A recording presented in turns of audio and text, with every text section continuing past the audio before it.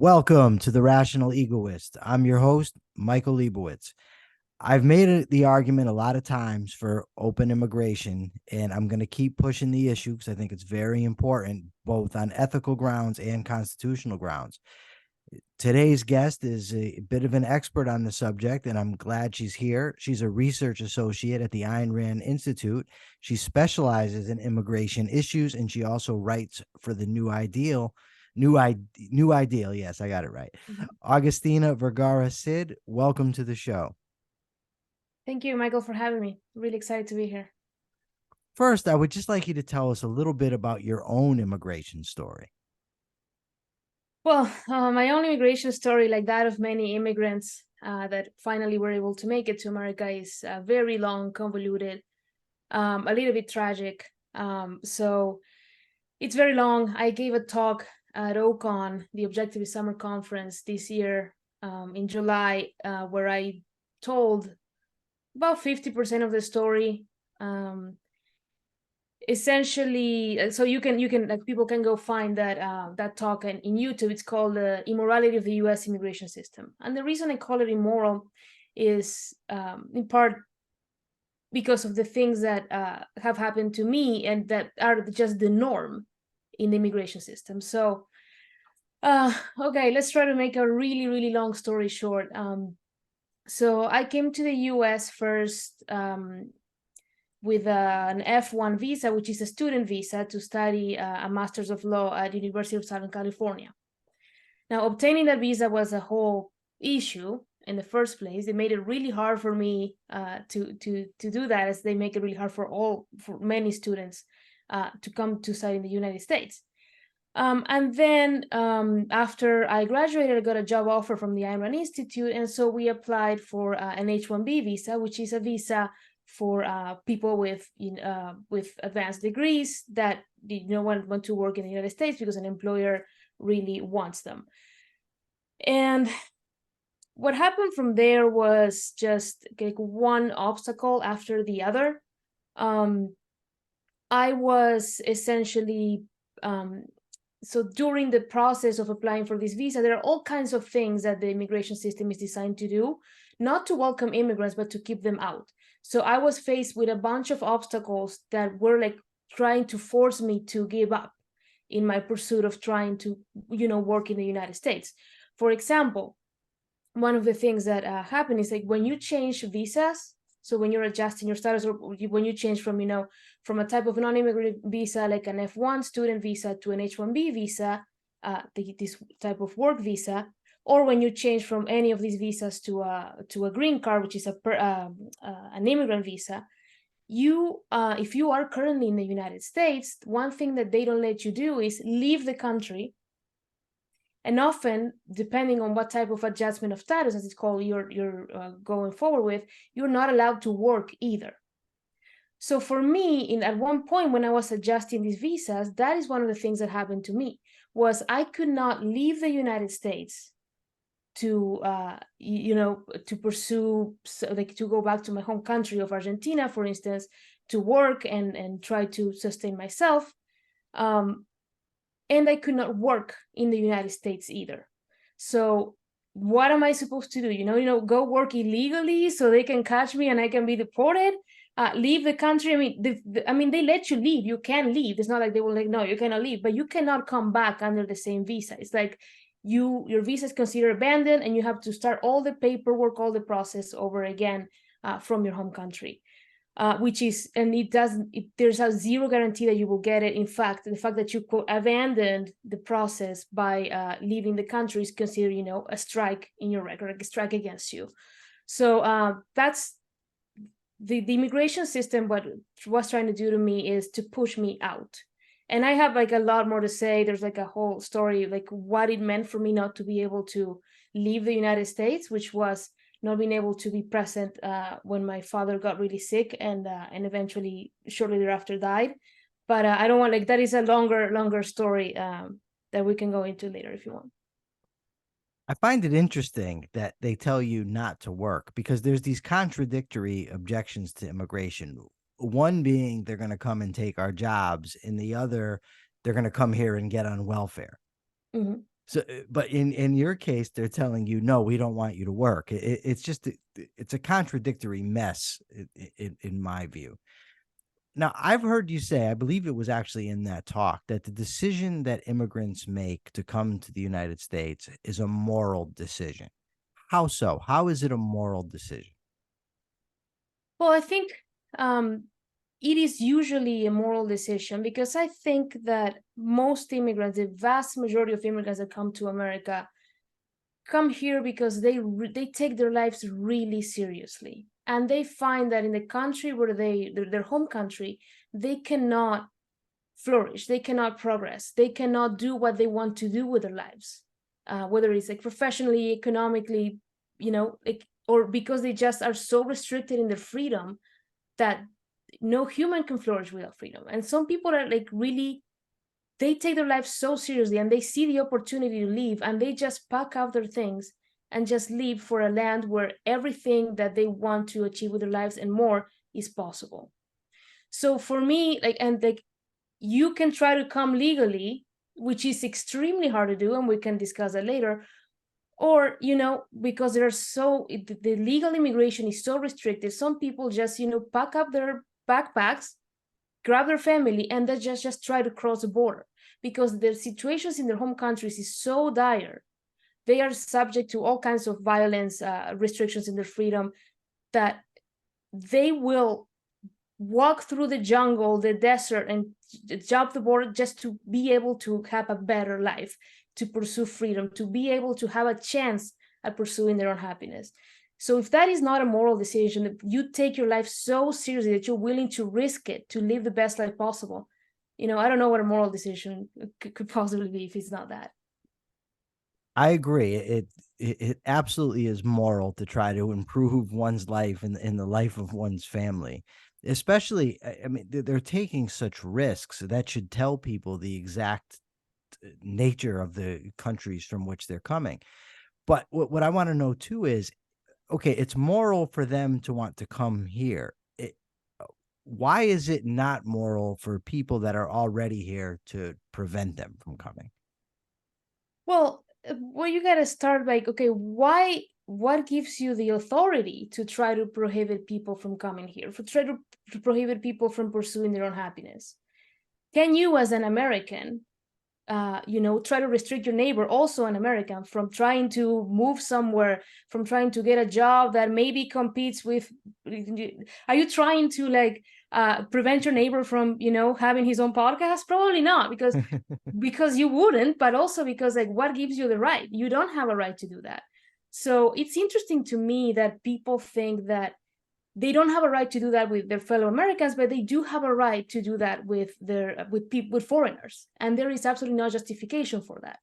So the fact that they think that that is possible, that they can try to stop people from minding their own business, from growing, from flourishing, from pursuing their own happiness here, frankly, that is just an authoritarian impulse, I think. Yeah, it's interesting to me because it's just a matter of an arbitrary boundary, right? It's not as if there's this intrinsic sort of arbiter out there that has dictated these are the countries and this is where they go. These boundaries were drawn by conquest, by settlement, by all types of different scenarios. And now, because I happen to be born on this side of an arbitrary boundary, I want to prevent other people from crossing it. It just doesn't sit well with me because, like you said, it's just authoritarianism. So, would you say that people have a right to immigrate to America or to anywhere else they would like to immigrate to? I think people have a fundamental right to move and to freely move wherever they think is best for their lives and to make that judgment call. I think that as long as someone is peaceful and wants to, doesn't want to engage in violence, violating other people's rights, the use of force in whatever form that may take, I think they do have a right to go wherever they have the best chance, the best shot at making their best life that they can live. So I see all these restrictions that we see in immigration really do not have a moral basis. they're just not, they don't have a basis in rights, they don't have a basis in morality, if they're just arbitrary. And the fact that, so if the government is gonna, try to restrict the right for someone to move, it has to have a very compelling reason to do so. So yes, I do think that people have a right to move. I am not saying, I don't advocate for just, having a completely open door. Whoever, like if you are carrying a severed head, crossing the border, you can just do that. I'm not saying that.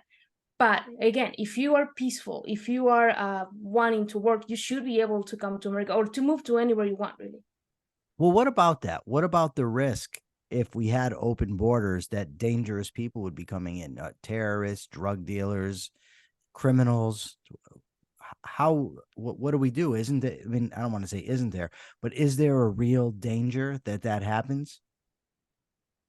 Well, I think that there are like a couple things there. I'd say drug dealers, while I do not support the use of drugs, I think that the war on drugs is like an issue that deserves its own discussion. But when it comes to terrorism, for instance, well, in fact, terrorism is one of those things that anti-immigrant people use to scare others about the risks of immigration. It's an objection to immigration that is completely blown out of proportion. The risk of dying in a terrorist incident caused by a foreign born individual are extremely, extremely, extremely low. But imagine, and then people will say, well, yeah, because we have all these restrictions. Okay, but if you have, I'm what I advocate for is, yes, you have to have some control of that. Like if you are actively at war with a country and you have a bunch of people coming from that country, like you can probably try to vet those people. But frankly, having open immigration, like you have to do like a risk analysis too. Like the chances of a terrorist trying to infiltrate America are very, very low, and the chances, like, but at the same time, the people that are coming here to create value, that value is much bigger than the risk of having a terrorist come here to America. But I think it's a fear that is blown out of proportion. Same with criminals. I mean, you can do some background checks, see if were you convicted of a serious criminal offense, and I'm not talking like you had speeding tickets or things like that, or maybe you avoided taxes, like stuff like that. Like, actually, did you murder someone? Did you rape someone? Like, what type of things have you convicted of?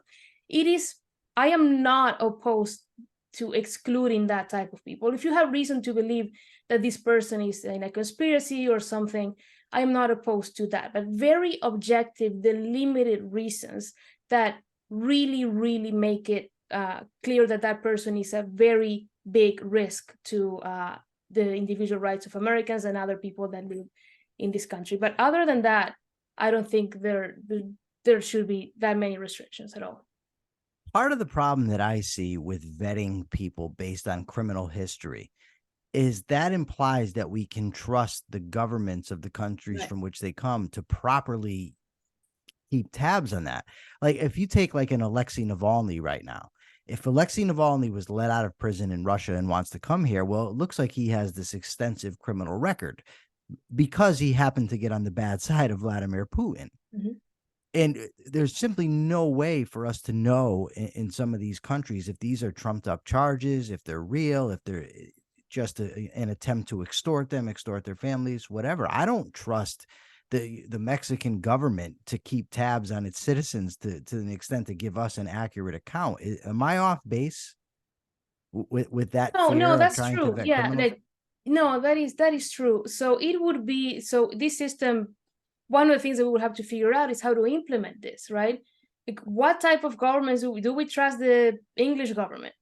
Do we trust the Russian government? Well, probably not. Then do we trust the Venezuelan government, which prosecutes and persecutes dissent and creates all kind, like you were saying, trump up charges to just keep people behind bars that oppose the regime? Well, no. So we would have to be careful about that. It would be hard to do. Like, usually people are escaping the type of countries that where freedom is very restricted and where all these sort of things happen. So yes, for sure, we would have to figure out a way to do this objectively, and not just because you have a conviction of something apparently serious, you just immediately ban from immigrating to the United States. It is something that we'll have to figure out. But yes, I agree. There should be a consideration about people coming from those sorts of regimes. A lot of people, as I mentioned earlier, say that there's negative economic effects. The immigrants that come here are taking the job of Americans. Yeah. What do you think about that? So this objection, this that they take our jobs objection, it is one of the most predominant, the most common objections to immigration. And the way I usually see it discussed is, with facts. And the facts are on the side of, okay, this is actually a myth, and it's not true that immigrants take the jobs away from Americans. And there's like a bunch of data that backs that up. We can discuss that in a minute. But I think that what's most important is highlighting how philosophically flawed this objection is. So I think the first thing we need to do when we encounter this objection is ask, why are these your jobs, Americans? Like, why are these American jobs? Like, what does that even mean? Because if you understand rights, you will understand that there is no right to a job, and there is no right to be exempt from competition in the labor market, or in any market really, for that matter. And so these objections, they take away our jobs. Like, what do you mean? Like, how is it possible that you think you have a right to a job? You have a right to work if someone will hire you, or to open a business, but you don't have a right to keep other people from working, right? And if you think about it from this perspective too, it's like, what kind of powers does our government have? The powers that we, the people, the Americans, like, delegate to the government. So how does the government gain the power to prevent people from working? And why does it matter if they were born abroad or they were born in the United States? That distinction does nothing to solve this question. So it is one of these objections that once you start analyzing it, like, leave aside the data, which again backs the claim this is a bogus claim. But when you start analyzing it philosophically, you realize that it has no basis and it falls apart really quickly. And an example I like to give is like, similar to what we were talking about earlier. Like, if my neighbor Bob, who is an American, doesn't have the right to ask my other neighbor, Alisa, let's call her, to, not take a second job in his same industry because, she would compete with him and maybe take away his job. Why does Bob think that he can do the same with, Jose, his Mexican neighbor? It doesn't make sense. It just does not have any sort of philosophical standing. So, and another thing is also that there are no rights of Americans being violated by other people working. And sometimes when I put it like that, people think like, oh man, that's right. I mean, how can you claim that someone working is violating any of your rights and you have to stop them? So yeah, that's my little rebuttal of that claim. But like, it's one of these claims, that they just fall apart very quickly. One of the things that I just drives me nuts is that a lot of the people who make that claim that they're taking our jobs are supposed advocates of capitalism. But capitalism is the system that protects individual rights. And like you said, nobody has a right to a job.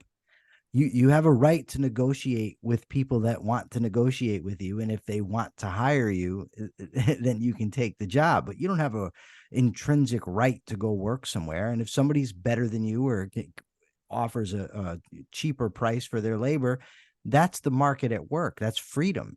But yet we do have, and it's the conservatives in this country who are claiming to be advocates of small government, advocates of freedom, advocates of capitalism, but yet they make that argument, and it does fall apart when examined in the light of individual rights. And while I do think it's a less important aspect of the argument, I would like you to explain a little bit why it's a fallacy to say that immigrants are taking American jobs. Yeah, so I think you're right. Like these people, there are a lot of people that claim to be for capitalism, or for capitalism, except when it comes to, the free trade of labor. That they don't like. But I think it's the economic arguments are pretty solid in this case. Immigration increases the size of the economy. It add workers, consumers, because people forget that, immigrants are people that consume products and services as well. And immigration adds entrepreneur and business people to the economy. And usually immigrants are attracted also to growing areas, and they increase, the supply and demand side of the economy, as you would expect. And it is also a fact that immigrants don't usually compete with native-born Americans for the jobs that they usually take, because most immigrants are either low-skilled or highly skilled professionals, and Americans usually tend to be, somewhere in the middle, so they don't compete directly with each other. Immigrants usually compete with immigrants, not with Americans, for these jobs. So, but even in the cases that immigrants compete with Americans for certain jobs, there is a difference, because these, for example, lower skilled immigrants overwhelmingly tend to be less proficient in English. So they usually tend to do more, manual labor that doesn't require a lot of interaction and communicating in English. Whereas Americans that do have low-skilled jobs usually will do these jobs that are more public-facing, where they do need these communication skills. For instance, in a restaurant, immigrants will tend to be, busboys, dishwashers, janitors, and these type of jobs, while native-born Americans will tend to be waiters, hosts, and things like that. So this means, like, even when they do compete, it's the Americans are usually a disadvantage that they do have command of the language. And one thing that it's, I guess, funny to me when, these allegedly free market people have this objection to immigration is they see, it's like the fixed pie type of fallacy. The immigrants don't compete for a fixed supply of jobs, but instead they help improve the pace of employment and economic growth. They create jobs. And there's an MIT study that came out last year that says that immigrants are about 80% more likely to start businesses than native-born Americans. So, and these businesses, create jobs not just for that immigrant that started this business, but for a bunch of people, immigrant and native-born, that end up working for them, and they create this value. And this job creation is not like, okay, there's this fixed amount of jobs, they will never grow, they'll never change, it's 100 jobs, and then, like, the immigrants take 90, and then the rest of us cannot take that number of jobs. So that is absolutely not true, and immigrants help grow the economy so much. And I heard an estimate somewhat recently that the GDP worldwide would grow about like twice as much if we allowed immigration to be much freer. I'm not even talking about necessarily open borders, but immigration being much freer around the world. So this is just an economic fallacy that does not hold any water. Well, that makes sense to me. If you had a free flow of labor, then people could go where they were most needed, and that would cause the economy. Well, I don't know if it would cause, but it would help the economy to grow. That certainly makes sense to me. I heard you make the argument, and this was something I never considered, but I actually thought it was a pretty strong argument and very interesting. You argued that an open immigration is actually good for national security, which is contrary to what I think a lot of people seem to think. So explain that. Why is it good for national security to have a open immigration system? So immigrants have been an asset for national security for many, many years. Since the Revolutionary War, immigrants have been fighting along Americans for this country, and every war essentially ever since, that's what has happened. And like we have of course the famous example, the Revolutionary War, Marquis de Lafayette, who fought, who was not an American but fought for America as if it was his country, because it was for him. It held a very special place in his heart. So there are two main aspects where immigration really helps national security, which is in military readiness, and also in intelligence, like technology type of jobs that are lacking among the U.S. population. So, like I said, for military readiness, immigrants have been fighting alongside Americans for a very long time, leaving aside the morality of those wars or not. They have been doing so, and now what we see is that we are not recruiting from the immigrant population anymore, because to fight to enlist, you have to have a green card, and a green card is extremely hard to get. So there's a lot of people that are here in either illegally or that are here in the United States in one of the 80 something type of visas that we have, that would be willing to enlist and fight for America, that cannot do that because they don't have a green card and no way probably to obtain one. So we are now seeing a lot of recruitment crisis in the United States, where we don't have enough soldiers. Native-born Americans are not enlisting. They're either not interested, or they are not qualified for several reasons to enlist. So if we went back to recruiting from the pool of immigrants, we would have a much stronger military, in the sense we would have so many more recruits. Even if we offer them, okay, if you enlist, I will give you a green card. People want to live in America so bad that they would be, even if they don't really, okay, this is not what I plan in my life. I will serve this country to earn my residency. There's a lot of people, and I was reading recently about a one girl that was being kicked out of America, and she wrote the U.S. I think I forget who exactly she wrote in the U.S. government, asking, "Hey, I want to serve in exchange of a green card. Like, I really want to, stay in this country. Can I do that?" And the answer was, of course, not. So I'm not claiming, and I don't think anyone is, that will solve, the recruitment crisis that we currently have. And we see all these Republican candidates talking about it, but they don't talk about recruiting the immigrants. But it would be a great step towards trying to fix that issue. And the other thing is, for intelligence, for technology, AI, we don't have enough people in the United States that do STEM jobs. And part of what we need to do there, that one of the ways to solve that crisis would be to, so basically there are so many students that come to America to study those professions. And the fact that it is really hard to obtain a visa to come do that in the first place, even if you have, if you've been accepted at a U.S. university, even a top university, and they give you like a full scholarship or whatever, it's really hard to obtain an F1 visa, student visa. But even when students are able to come here, let's say an engineering student, right? Brilliant student, perfect grades. After that person is done with the program, so this person has been educated in the United States and great grades or whatever, and they have a job offer, they only have usually about 1 year to work in the United States. It's called optical practical training.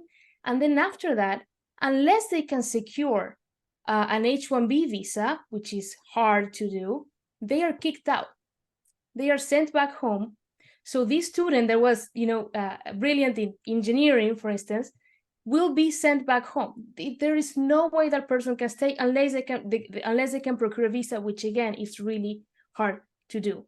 Meanwhile, we have other countries like China, for example, that are welcoming these students, that are welcoming all these talents to be able to work for them on all kinds of military-related AI and other issues related to intelligence, artificial intelligence, and other things that require this type of degrees. But in the United States, we're kicking them out. And then there is this ongoing crisis that we don't have enough people to fill these really complex jobs. But at the same time, we're kicking out all the students, all the foreign students that are, are getting these degrees in these fields. So those are like two areas where immigrants help with national security and could really help solve these two crises that we have going on. So immigrants aren't particularly prone to crime.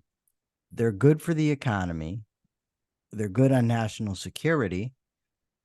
What about cultural issues? There's a lot of arguments made that when you have people coming, especially say from collectivist cultures, if they come in too large amounts into this country, they're going to have a negative impact on our culture. Why isn't that the case?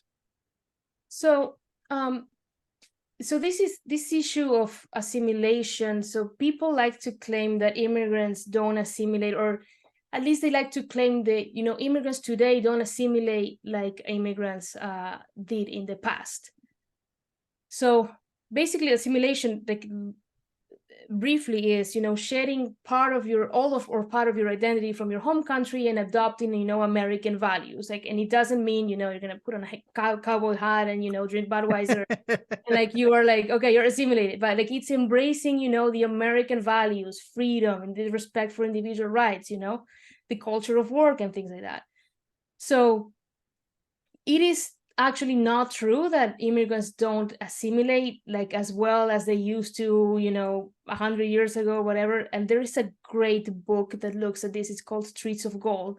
It's Rana Ramitsky and Leah, I'm gonna forget her name, I don't remember her. Well, it's called Streets of Gold. You can look it up in Amazon. It's a book from last year, and it studies assimilation from immigrants, you know, back then and to immigrants today. And the assimilation is actually really it's going really well, and it's going as well as it did back then with the European immigrants. Because people like to claim, well, because it's, you know, Latin American immigrants, it's different. Well, it is not, because part of the reason that a lot of people miss when they talk about this is that immigrants choose to come here for the opportunity, for the freedom, and because in some way or another they are attracted to American values, even if they cannot, you know, recite the Declaration of Independence.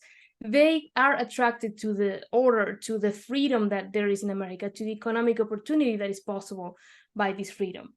So there is no one that is trying, well, maybe there is, but I don't think it's a majority at all, that is trying to come to America, you know, to just live the same life that they had in the country that they are escaping. They want to preserve the order, the freedom that attracted them to America in the first place. And when, you know, people say that, you know, okay, well, these immigrants, you know, we should have some ideological screening, these immigrants, you know, will bring really bad ideas. Well, I mean, immigrants just, you know, are not attracted to America, you know, they don't want to invade America and, you know, just fill it with really bad ideas, collectivism and big government, because they don't want to go back to the issues that they had before. So why would they want to radically change America? That doesn't make any sense. But I think it is important also to say that American ideals, you know, Enlightenment values are the best values in the world. You have reason, freedom, individual rights. Do people that object to immigration really think that these ideas are so weak that they will just disappear if they are confronted with these other alleged ideas that immigrants are bringing in? I think that shows really little confidence in the American ideals. And, you know, these are the best ideas in the world. There is literally no better philosophy than the American founding philosophy. And if you don't think you can persuade people of that philosophy that will make their lives so much better, then I think the problem is not with the immigrants. The problem is with your capacity to defend these values. I think these ideas are the best ideas in the world, and we can convince anyone that they are the best ideas in the world. So if you don't have, you know, meaning these people don't have enough confidence in these ideas, well, that says more than them than the immigrants. And immigrants are hardly the problem here. You know, you have you met like Bernie Sanders and AOC? I usually tell these people, you know, these are Americans that have these ideas that are really messed up. And, you know, we confront them with better ideas, but immigrants are hardly the problem here. You know, the enemy, if anything, is already in the US, you know, in universities and with these politicians. We need to fight those, and we need to be really good at explaining people this philosophy and helping them implement it. And that is the best way to do it. Yeah, when you mentioned an ideological test, I just wonder who would administer such a test. Like, do I trust their ideas to be questioning people? Because to me, part of those values that you talked about, the enlightenment values, would be open immigration. And if you're gonna be making an argument, you ought to make it consistently, not just cherry pick what you happen to like and then throw out make the argument for freedom except for those people. And I think it's worth noting that this idea of immigrants not assimilating is not new. I mean, it was made against virtually every set of Europeans that came over here. It was said they wouldn't be able to assimilate. And now it's, well, they're not European, so they won't be able to assimilate. Now, when people say this has to drive you crazy, why don't they just follow the rules and come here? Everybody should just follow the rules. I'm for immigration, but you have to follow the rules. But I think it's ridiculous, but I want you to explain why it's ridiculous. Yeah, so this is along with, they take our jobs type of claim. This is the one of the top objections, quote unquote, to immigration that I hear. So I think that it was who was it that said this? I'm blanking out. I have the book right there. Anyway, there is this saying that the law to be the law, in order to be respected, has to be respectable. So when you have laws like the immigration laws, which are the complexity and the arbitrariness of the immigration laws is just, it's insanity. It is second actually to some tax laws. I think it is some tax laws are like in complexity. The immigration laws are second to that, but frankly, the effects that they have on people and the injustices that are committed by the immigration system are second to none. So when people bring up this objection, oh, well, they have to follow the law. I mean, what are you talking about? Like, there is no way to follow the law because the law does not allow the people that come here legally to get to America illegally. There is no visa for the Mexican worker that is crossing the border to come to work in America. There is no law. So when they say, follow the law, get in line, there is no line.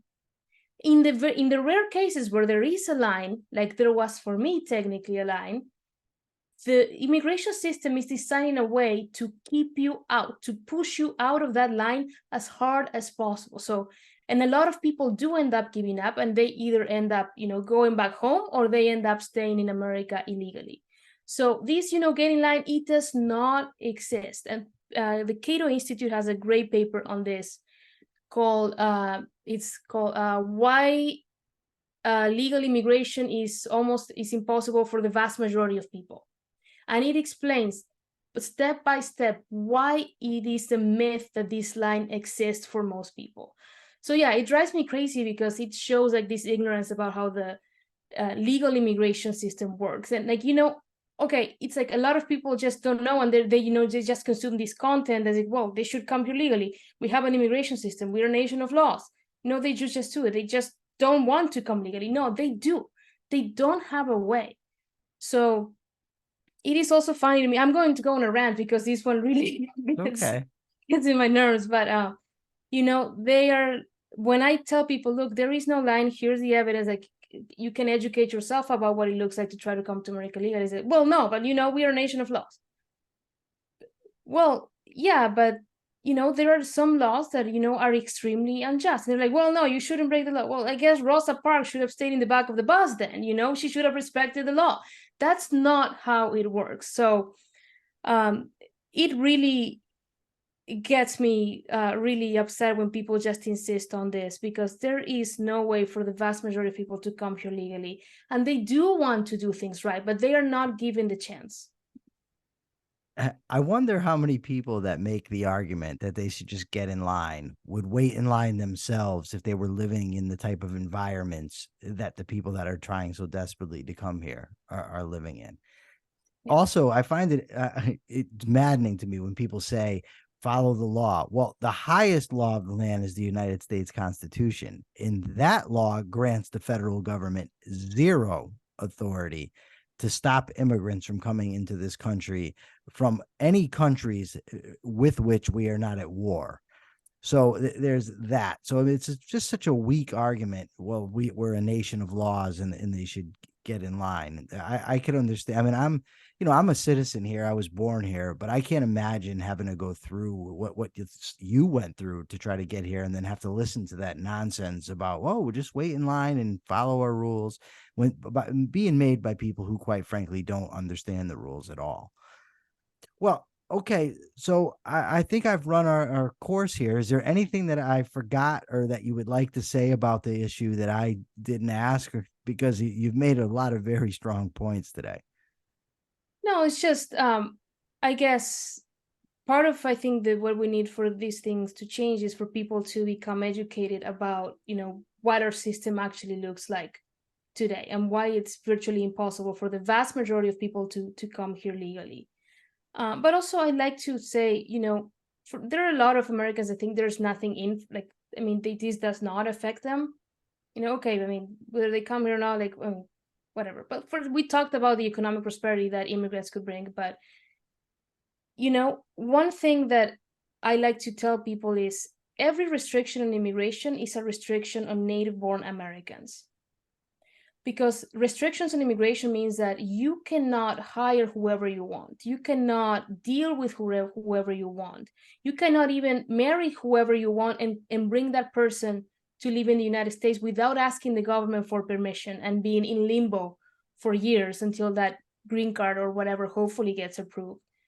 Everything that restricts immigration restricts your capacity to interact as an American, to interact, to deal with, to befriend, to invite to your house some of the best people in the world, some of the best minds in the world. So there is a lot to gain from immigration, for Americans, from allowing freer immigration in the United States. So all these restrictions, all this government, all this power that government has given itself really does have an impact on Americans, and we should keep that always in mind. That is one of the many reasons why we should have open immigration. Phenomenal. Okay, where can people find you? So people can Google my name and my website will come up. I'm also on Twitter, Agustina V Cid, or I guess it's called X now. So you can find me there. But if you Google my name, you'll see my website and all my socials in there. Thank you so much. Thank you so much for being here and sharing your perspective. For now, this is the Rational Egoist signing out. I'm Michael Liebowitz. Please comment. Tell me what you think. I'd love to hear what you thought about this episode, what you think about immigration. It's very important to me. Till next time.